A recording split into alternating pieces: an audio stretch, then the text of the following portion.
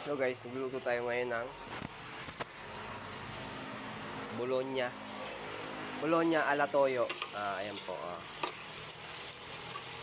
Yung una natin ginawa kanina, hindi ko na pinakita sa video. Pinakuluan po natin siya sa tubig para safety po tayo na walang germs. Tapos matutuyo na lang po yung tubig dyan. Ayan po, nalagay natin. Maglagay tayo ng konting toyo pare.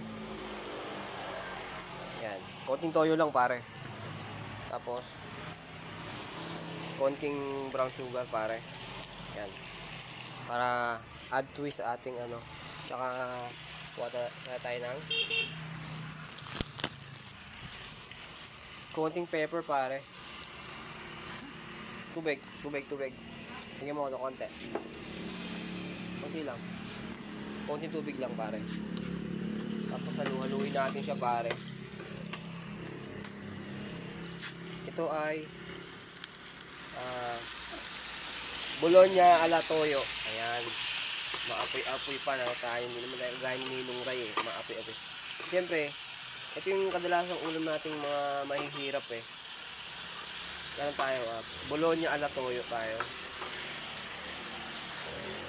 Ayan pare. Tikman natin pare. Mainit pare. Mainit pero sarap siya. Wala tayong pambiling coke eh. Pero okay na to pare. 5 to 10 minutes lang luto na ang iyong Bologna ala toyo pare. Thank you. Shout out Ninong Ray tsaka Malpiton. Pinatay na natin.